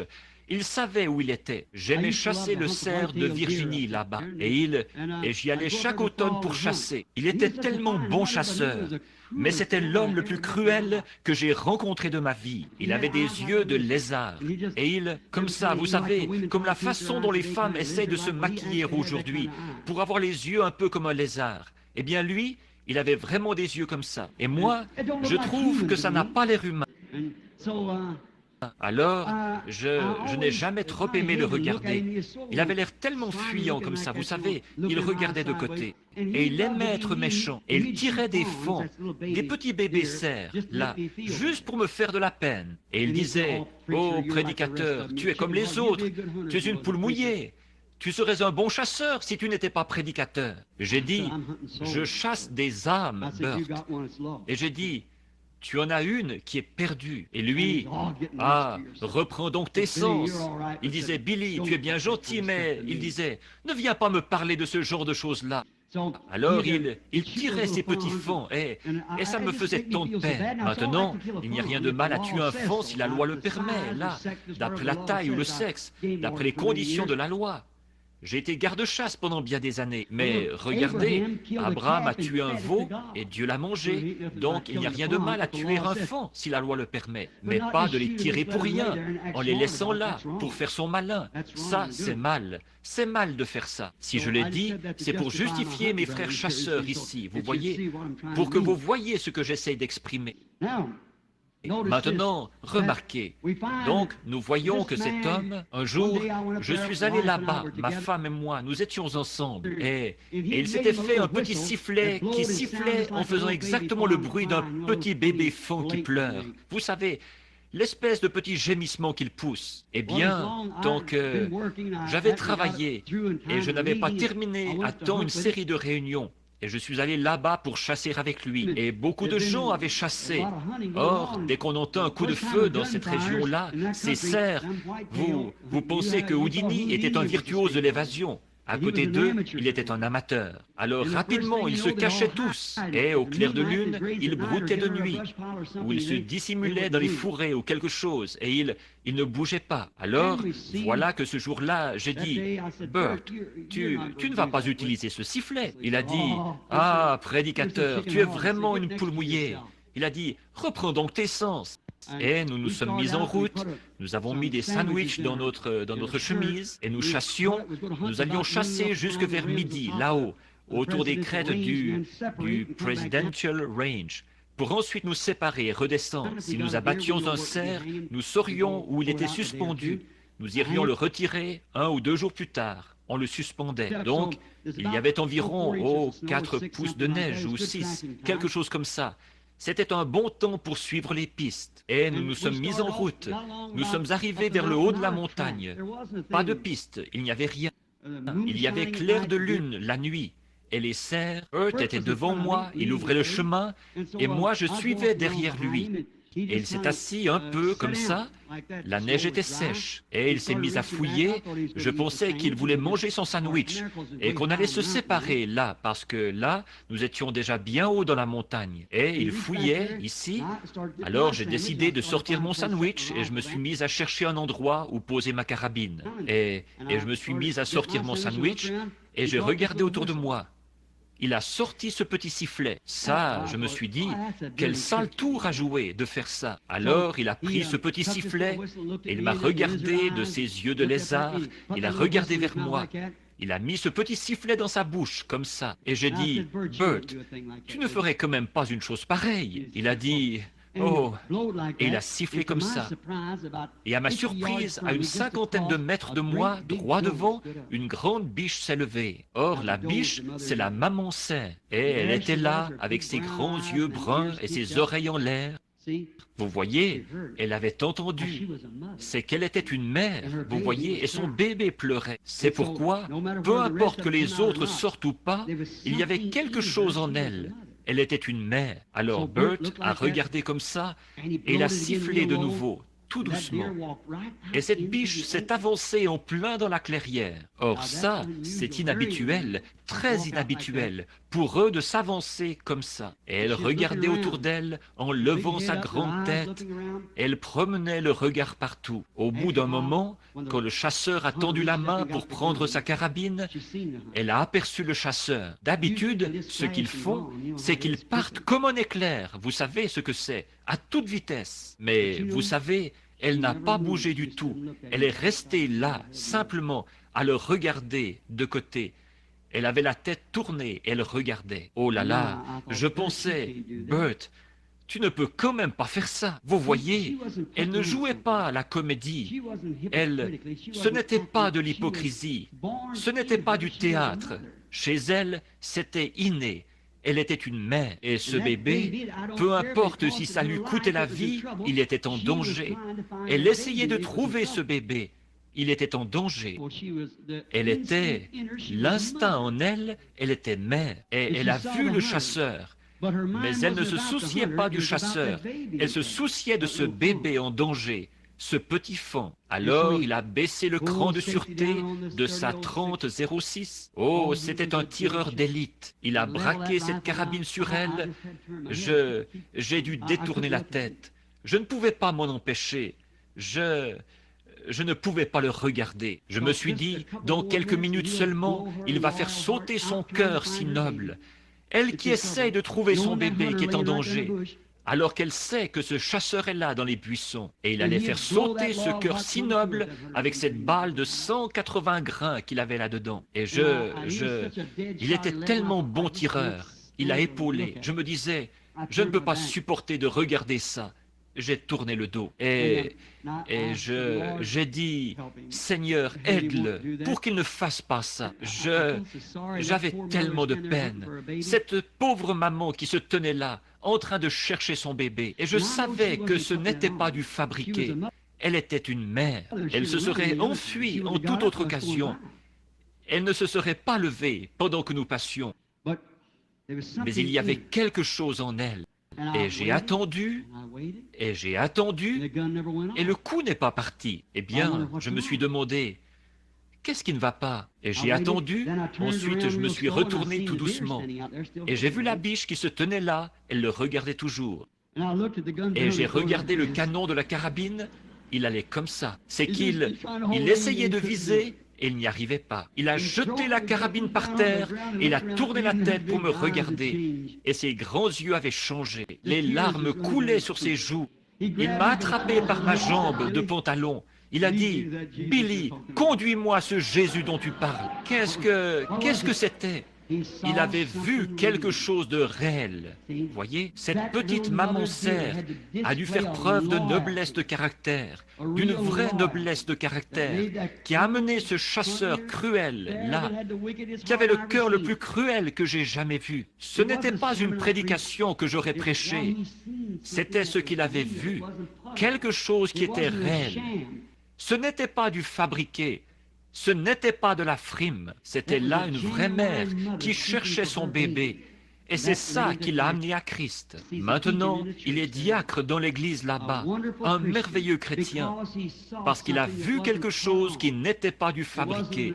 Ce n'était pas du faux semblant, c'était réel. Oh, frères, sœurs, si cette église, si ces gens ce soir, si vous et moi, il existe quelque chose de réel, pas du fabriqué. Vous pouvez en voir qui font semblant, mais il existe quelque chose d'authentique. Il y a quelque chose dans un homme qui le fait vivre pour Dieu. Il y a un authentique Saint-Esprit ce soir, frère, qui n'est pas du fabriqué. C'est quelque chose d'authentique. Et combien ici voudraient être aussi chrétiens et aussi fidèles à Christ, mort, persécution, quoi que ce soit d'autre, vous aimeriez être aussi chrétiens que cette biche était une mère. Est-ce que vous le voudriez? Vous voudriez être comme ça, n'est-ce pas? J'aimerais tellement être un chrétien comme ça. C'est comme cette petite syrophénicienne hier soir. Elle était une chrétienne comme ça. Cette petite reine dont nous parlons ce soir, elle était une chrétienne comme ça. Quand elle a vu quelque chose qui était réel, elle était prête. Oh Dieu, aide-nous ce soir à recevoir quelque chose de réel. Christ, courbons la tête un instant alors que nous prions. Maintenant, je me demande dans la salle ce soir s'il y en a ici, pendant que vous restez bien tranquille, s'il y en a ici qui aimeraient, vous ne connaissez pas Christ comme votre sauveur personnel, et vous aimeriez le connaître comme votre sauveur, voulez-vous lever la main? 1, 2, 3, que Dieu vous bénisse, que Dieu vous bénisse, que Dieu vous bénisse, que Dieu vous bénisse. Que Dieu vous bénisse. Je me demande s'il y en a ici ce soir qui se sont prétendus chrétiens, qui sont peut-être membres d'une bonne église, d'un grand groupe de gens, mais vous savez pourtant au fond de votre cœur que vous n'avez pas le christianisme dans votre cœur par une naissance. Tout comme cette mère, la biche, elle était née pour être mère. Elle était mère jusqu'à la moelle des os. Et si vous aimeriez devenir un vrai chrétien, comme cette petite maman biche était mère, voulez-vous lever la main, dire « Priez pour moi, frère Branham, que Dieu vous bénisse, que Dieu vous bénisse.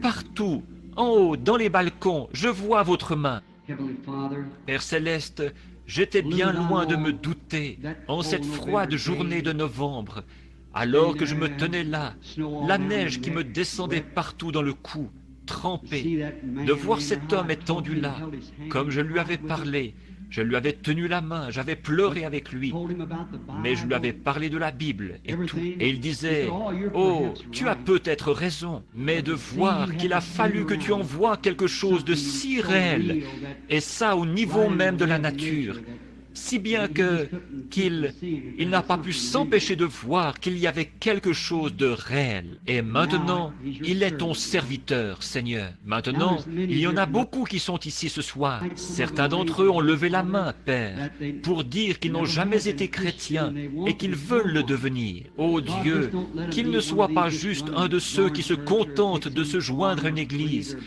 ou d'adopter une forme ou un credo ou un baptême, mais qu'il y ait une naissance dans leur cœur, Christ. Et ceux qui se sont joints à une église, ils cherchent, Seigneur, comme peut-être la petite femme, la petite reine dont nous avons parlé. Elle avait faim de quelque chose, et eux aussi, Seigneur. Et quand elle a vu quelque chose de réel, qui identifiait Dieu dans des êtres humains, alors elle était prête, et elle a dit, « Béni soit l'Éternel, le Dieu d'Israël. » Elle ne voulait plus rien avoir à faire avec les formes païennes. Et Père, il y en a certainement beaucoup ici ce soir qui sont dans le même état. Si seulement ils peuvent voir quelque chose de réel. Et tu nous as dit, quand tu étais ici dans le monde, ce qui allait se produire en ce jour-ci. Il nous est dit que tu es le même hier, aujourd'hui et pour toujours. Et nous savons comment tu étais identifié et que les pharisiens ont manqué de le voir. Seigneur, les mêmes groupes aujourd'hui manquent de le voir. En appartenant à une église, en se joignant, en ayant certaines formes de credo et ainsi de suite.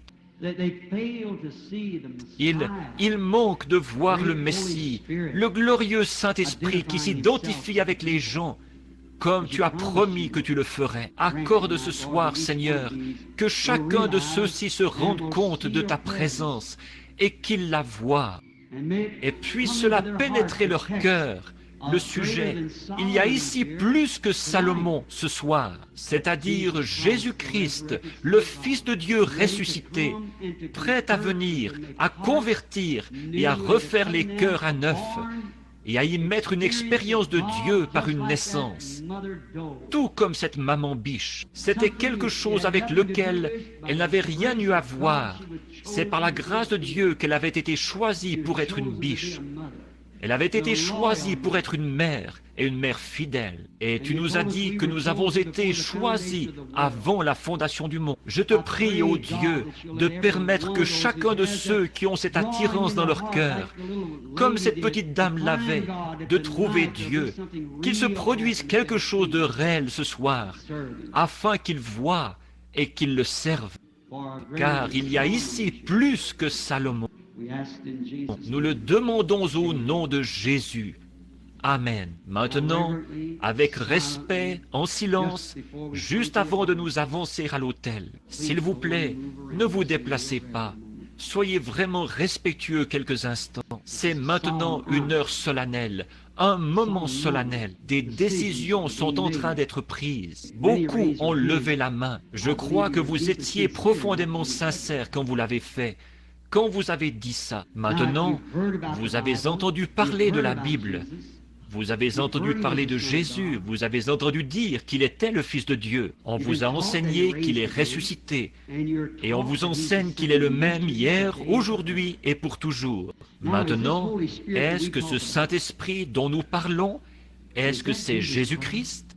Bien sûr que oui. Vous voyez, il est Dieu, connu comme étant Dieu, le Saint-Esprit. Ce n'est pas un autre Dieu, c'est le même Dieu. Père, Fils et Saint-Esprit, ce ne sont pas trois dieux, ce sont trois attributs du même Dieu. Vous voyez, le même Dieu sous trois formes. C'est tout. Vous voyez, autrement dit, trois fonctions en quelque sorte. Vous savez, alors qu'il agit comme père, ensuite comme fils. C'est Dieu qui s'abaisse. Il passe de quelqu'un qu'on ne peut pas toucher, même pour avoir touché la montagne on devait mourir, à celui que nos mains ont pu toucher dans la chair. Et maintenant, il est en vous. Il vous a sanctifié par son sang pour pouvoir vivre en vous. En ce jour-là, vous connaîtrez que je suis dans le Père en moi en vous et vous en moi. Voyez, c'est Dieu au-dessus de nous, Dieu avec nous, Dieu en nous. Voyez? Et c'est Christ, ce soir, le Saint-Esprit, il est le même. Et vous êtes, il est le cep, et vous êtes les sarments. Ayez foi en lui. Et s'il s'identifie ce soir comme étant au milieu de nous, maintenant, s'il se tenait ici avec des cicatrices, ce serait un être humain, c'est-à-dire la chair. N'importe qui peut imiter ça. Un être humain peut se défigurer, ou peut-être, nous ne savons pas à quoi Jésus ressemblait. Nous n'avons que l'idée qu'en avait l'artiste, la psychologie de ça, à quoi il ressemblait. D'après Hoffman, c'est une chose, d'après Salman, une autre, et combien d'autres encore. Mais comment feriez-vous pour le reconnaître? Ce serait par sa vie. En effet, si un homme se tenait ici avec des marques d'épines dans sa main, et quoi encore, ce serait un imposteur. Car Jésus, quand il viendra, tout œil le verra, tout genou fléchira, et toute langue confessera cela. C'est certain. Mais son esprit est ici. Vous voyez? Si seulement nous pouvons laisser notre pensée à nous devenir la sienne. Ayez en vous les sentiments qui étaient en Christ. Il est la parole. Et la Bible dit que la parole de Dieu, et combien savent que Jésus était la parole? Dans la Bible, Hébreux 4, et la Bible dit qu'elle est plus tranchante qu'une épée à deux tranchants. Et elle juge les sentiments du cœur. Or c'est ça qui était en Salomon. La parole, Dieu. C'est pour ça qu'ils pouvaient discerner leurs pensées. C'était en Jésus, vous voyez. C'est ce qui est ici maintenant, la même chose. Maintenant, vous, dans l'auditoire, je ne vais pas faire de ligne de prière, parce que je vais faire un appel à l'autel. Il y en a peut-être ici qui n'ont jamais été dans une de mes réunions. Je ne vois personne dans la salle que je connaisse. Quelqu'un me disait qu'il y en a eu une trentaine hier soir, ou plus, qui ont été appelés. Vous rendez-vous compte qu'une fois, une femme a touché son vêtement, et il s'est retourné, alors que la même chose s'était produite, et de la vertu était sortie de lui. Lui, le Fils de Dieu. Mais il a dit, vous en ferez de plus grandes, car je m'en vais au Père. Maintenant, croyez simplement, et ayez la foi, chacun de vous, partout ici, sur ces civières, ces brancards, où que vous soyez, croyez. Ne pensez pas que vous êtes un cas désespéré. Maintenant, si je pouvais vous guérir, je le ferais. Mais je ne peux pas vous guérir. Je peux vous imposer les mains, et j'ai l'intention de le faire, à tous ceux qui ont des cartes. Et ils distribuent des cartes tous les jours. Donc, c'est ce que j'ai l'intention de faire. Mais ça, c'est seulement pour montrer que je crois avec vous. Mais regardez, pourquoi ne pas simplement le toucher, lui? La Bible dit qu'il est un souverain sacrificateur, maintenant même, qui peut compatir à nos infirmités. Pas vrai? Eh bien, s'il est le souverain sacrificateur, alors certainement qu'il agirait de la même manière qu'il l'a fait à l'époque. N'est-ce pas? Certainement qu'il agirait de la même manière qu'il l'a fait à l'époque. Très bien. Maintenant, touchez-le par la foi. Maintenant, Père Céleste, la réunion est à toi, mais j'ai apporté un enseignement ce soir sur cette petite femme qui avait vu quelque chose de réel, quand elle avait vu l'esprit de discernement sur Salomon. Et nous sommes sûrs, Seigneur, que tes paroles sont vraies. Tu as dit que ça reviendrait, ce qui arriva au jour de Sodome, juste avant la venue, et que tu étais le même hier, aujourd'hui et pour toujours, que les œuvres que tu as faites, nous aussi, nous les ferions, et que tu es un souverain sacrificateur ce soir qui peut compatir à nos infirmités. Qu'est-ce qu'il nous faut de plus? Qu'est-ce qu'il leur aurait fallu à ces Juifs pour qu'ils voient qu'il était prophète? Une vierge avait conçu, et toutes ces choses, mais leur credo les aveuglait. Seigneur, il y en a ici qui sont venus comme, peut-être pas de Séba, mais ils sont venus de plusieurs endroits. Je te prie, ô Dieu, de t'identifier ce soir, de montrer que tu es réel, et puis de t'identifier en eux, comme l'a fait l'instinct de mère dans cette petite biche ce jour-là. Nous sommes à toi, Père. Parle à travers nous, au nom de Jésus. Amen. Maintenant, je veux que vous ayez la foi et que vous croyiez, chacun de vous, partout, là, et priez simplement. Maintenant, regardez et priez simplement et croyez. Vous voyez, il se peut que que le Saint-Esprit n'apprécie pas qu'on fasse ceci. Dans ce cas-là, je ferai venir une ligne de prière. Mais restez simplement ici. Quelqu'un dans l'auditoire, même si vous... Je ne veux pas ceux qui ont des cartes de prière. Là, mais tous, là, priez. Bien sûr, moi, je ne sais pas. Mais vous, priez simplement et voyez. Dites simplement, Seigneur Jésus, je sais que cet homme ne me connaît pas. Il ne sait rien de moi. Mais je sais que je crois vraiment. Votre foi est inconsciente. Maintenant, ne forcez rien, ne précipitez rien. La précipitation vous en éloigne. C'est tout près de vous. Vous n'avez qu'à vous détendre et à croire.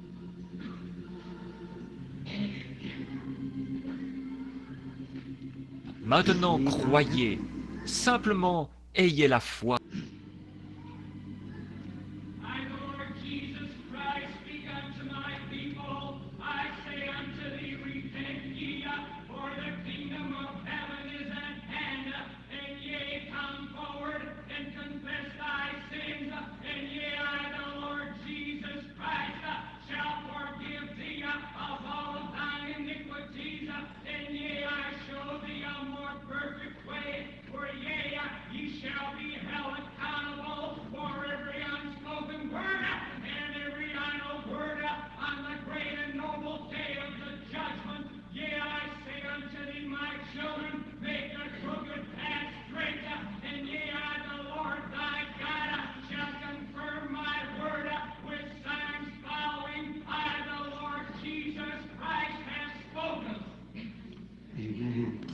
Amen.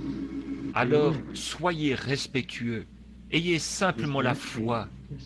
Croyez simplement. Parfois, votre foi est inconsciente. Vous l'avez. Et vous ne vous en rendez pas compte. Cette petite femme l'avait. Elle ne s'en rendait pas compte.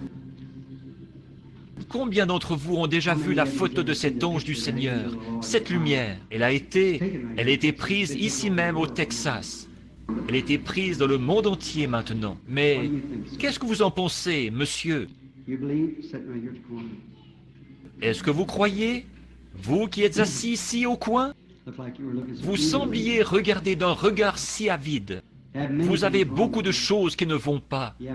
Vous avez des complications, beaucoup de choses. Maintenant, quand j'ai dit cela, vous avez éprouvé une sensation très étrange, n'est-ce pas? Si c'est vrai, levez la main.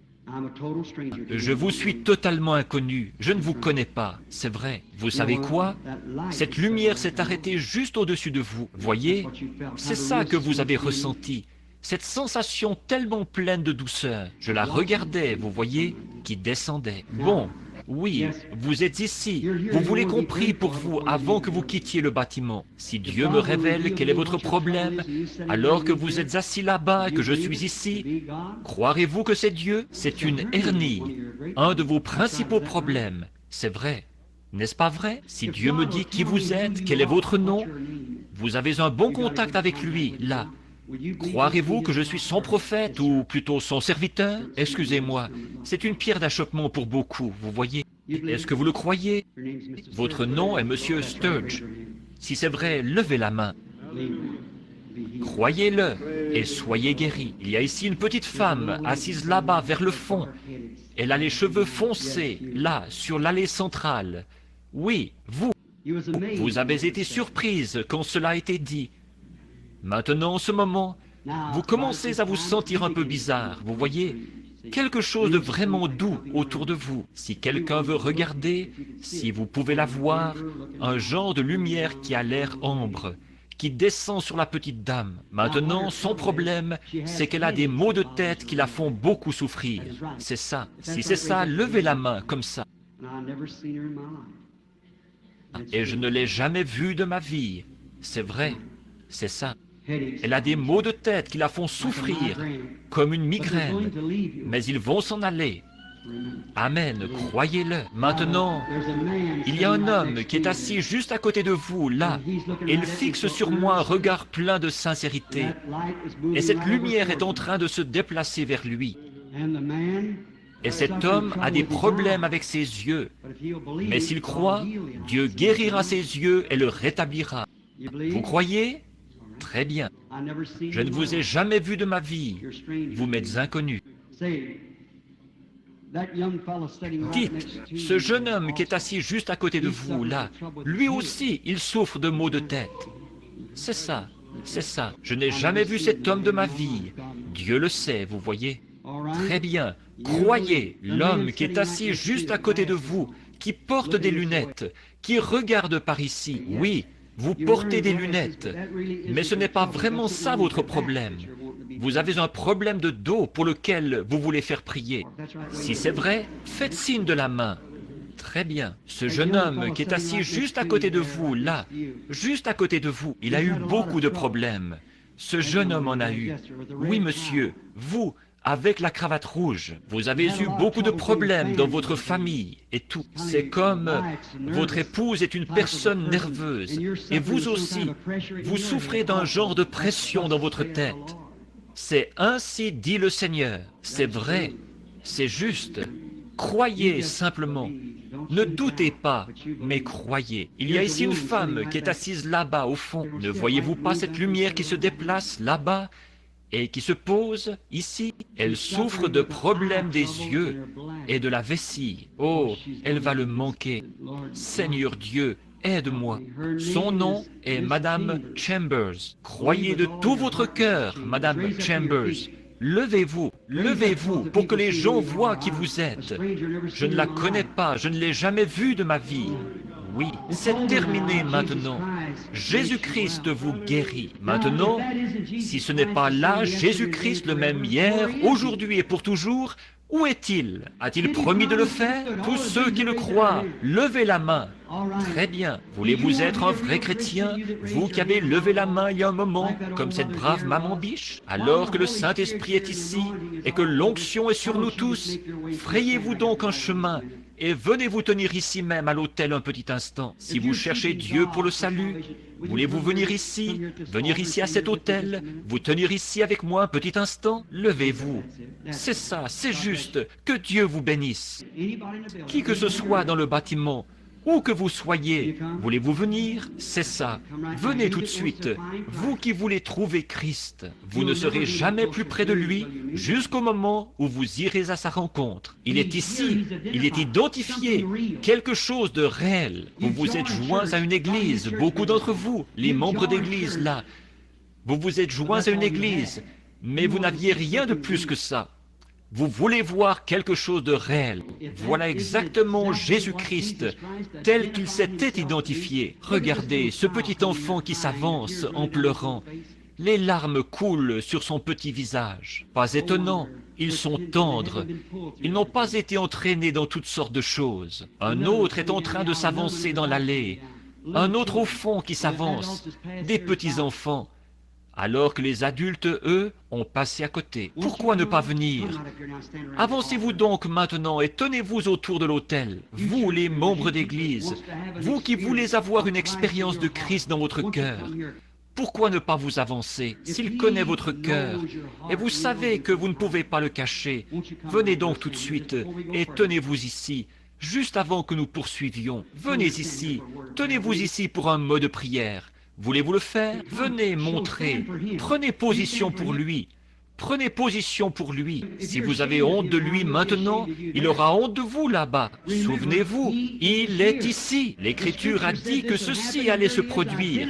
Et le voici, il est en train d'identifier qu'il est ici. Si vous êtes un membre d'Église et que vous ne connaissez pas Christ par une expérience réelle, pourquoi ne pas venir tout de suite? Maintenant, je ne suis pas fameux pour persuader les gens. Tout ce que je peux dire, c'est vous dire la vérité. Et si la présence de Christ, en plus de sa parole, en train de se manifester, là-haut, dans le balcon, vous qui avez levé la main, sœurs, frères, si vous voulez descendre, nous allons attendre ici. Descendez donc vous rassembler autour de l'autel pour un petit mot de prière. Faites savoir au monde, faites savoir à Jésus que vous n'avez pas honte, que vous voulez être un vrai chrétien. Pourquoi ne pas venir? Pendant que nous attendons quelques instants, membres d'église, tièdes, rétrogrades, pourquoi ne pas venir vous tenir avec eux maintenant? Venez vous placer avec eux, ici. Vous qui n'avez pas, si vous n'avez pas d'expérience avec Dieu, par laquelle vous êtes nés dans le royaume de Dieu comme ça, que voulez-vous voir de plus? Rappelez-vous, je vous le dis au nom du Seigneur, si vous me considérez comme son serviteur, c'est ici le dernier signe que l'Église verra selon l'Écriture. C'était la dernière chose qu'Abraham a vue s'accomplir avant l'arrivée du Fils promis. Et nous sommes la semence royale d'Abraham. Et Jésus a promis que la semence royale verrait la même chose qu'Abraham a vue, juste avant que le monde des nations soit brûlé. Ne retardez pas pour attendre autre chose. Satan essaye de vous faire regarder ailleurs. Venez maintenant, pendant que il y a une source remplie du sang des veines d'Emmanuel. Tout pécheur plongé dans ce flot est lavé de tout péché. Le brigand mourant vit avec joie, cette source en son jour. Et moi qui suis vil comme lui, j'y puis laver mes péchés. Pourquoi ne pas venir l'accepter maintenant? J'attends juste un instant. Quelqu'un d'autre pourrait venir se tenir ici pour qu'on prie pour lui. Maintenant, je vais demander à des prédicateurs ici, des frères, de venir se tenir avec moi autour pendant que nous prions. Et les prédicateurs qui sont dans l'auditoire, ceux qui sont concernés, si certaines de ces personnes viennent de votre quartier, qu'elles viendraient à votre église, ou quelque chose, si vous êtes intéressés à ce que des âmes viennent à Christ, et vous croyez que ceci est Jésus-Christ. Maintenant, rappelez-vous, je ne suis pas Jésus-Christ, je suis votre frère, un pécheur sauvé par la grâce. Je suis comme vous, mais c'est Jésus-Christ, le Saint-Esprit qui est ici avec nous, qui tient parole.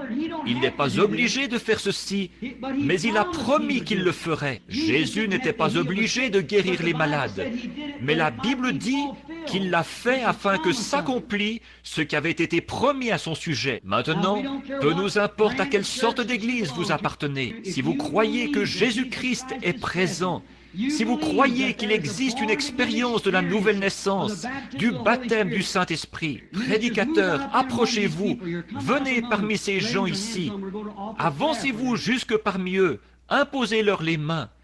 Nous allons offrir une prière pour eux. Je demande à notre assemblée d'être aussi respectueuse que possible pendant quelques instants. Comment savoir ce que le Saint-Esprit pourrait faire? C'est ça, entrez parmi eux, mêlez-vous aux gens, que chacun vienne parmi eux. Maintenant, souvenez-vous, il n'y a qu'une chose que vous puissiez faire, c'est d'accepter ce qu'il vous a promis. Avez-vous vu la réalité de la résurrection de Christ? Maintenant, je vais demander à l'Assemblée s'ils veulent bien se lever un instant, par révérence et respect envers cela. Que chacun de vous croit maintenant. Confessez tout ce que vous avez fait. C'est tout ce que vous pouvez faire. Ensuite, demandez à Dieu de vous pardonner. Et acceptez-le.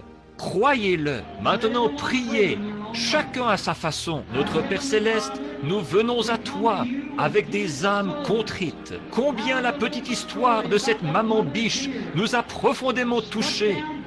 Voilà des gens qui voulaient faire quelque chose ou voir quelque chose de réel.